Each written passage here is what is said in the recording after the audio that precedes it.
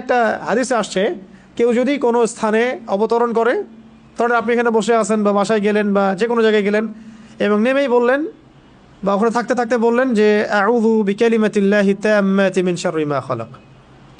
আউযু মানে আমি আশ্রয় প্রার্থনা করছি, বিকালিমাতিল্লাহি তাম্মাতি মানে আল্লাহ পাকের সমস্ত পরিপূর্ণ কালিমাগুলোর মাধ্যমে। আল্লাহ পাকের যত পরিপূর্ণ কালিমাগুলো আছে, বাক্যগুলো আছে, এগুলোর সংখ্যা কত হবে আমরা তো জানি না, ইনফিনিটিভ। কত কালিমা আল্লাহ পাকের আছে, আছে না? আমরা তো জানিও না, জানি অল্প কিছু। এই সমস্ত কালিমাগুলোর মাধ্যমে আমি আল্লাহর কাছে আশ্রয় প্রার্থনা করছি মিন শাররি মা খালাক, তিনি যা কিছু সৃষ্টি করেছেন সব কিছুর ক্ষতি থেকে। মানুষের ক্ষতি, জিনের ক্ষতি, ঠিক আছে, তারপরে জালেম বাদশার ক্ষতি, ঠিক আছে, রাতের অন্ধকারের ক্ষতি, জাদুর ক্ষতি, সেহের আইন হাসাদের ক্ষতি, জটিল রোগ ব্যাধির ক্ষতি, মহামারীর ক্ষতি, কত ক্ষতি হিসেব করা যাবে, শেষ করা যাবে? যত রকম ক্ষতি আছে সমস্ত ক্ষতি থেকে আমি আল্লাহর কাছে আশ্রয় প্রার্থনা করছি। এটা যদি কেউ পড়ে, কোনো জায়গায় পড়ে, রাসূল সাল্লাল্লাহু আলাইহি ওয়াসাল্লাম বলছেন ওখান থেকে যাওয়ার আগ পর্যন্ত কোনো কিছু তাকে কোনো ক্ষতি করতে পারবে না ইনশাআল্লাহ। আকস্মিক তার কোনো বিপদ আপদ হবে না ইনশাআল্লাহ। ঠিক আছে, এই দোয়াটা মুখস্থ করবেন, আউযু বিকালিমাতিল্লাহি তাম্মাতি মিন শাররি মা খালাক। আউযু বিকালিমাতিল্লাহি তাম্মাতি মিন শাররি মা খালাক। অনেক স্ট্রং একটা দোয়া, সকালে 3 বার পড়তে পারেন, সন্ধ্যায় 3 বার পড়তে পারেন, এছাড়াও যখন ইচ্ছা তখন পড়তে পারেন।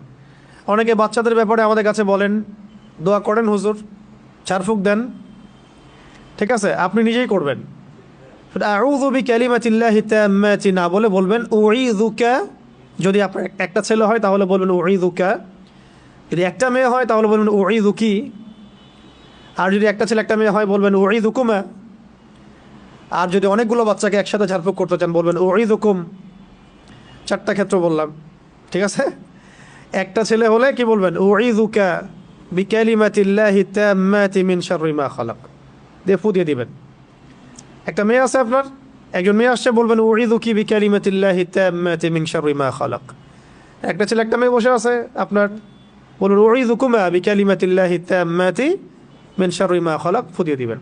ইমাম হাসান এবং হুসাইন রাদিয়াল্লাহু আনহুমা তারা নবী সাল্লাল্লাহু আলাইহি ওয়াসাল্লামের কাছে আসতেন, খেলাধুলা করতেন, ঘাড়ে উঠতেন, পায়ে বসতেন, কোলে বসতেন, তিনি আদর করে বলতেন উঈযুকুমা বিকালিমাতিল্লাহি তাম্মাতি মিন শাররি মা খালাক, ফু দিয়ে দিতেন।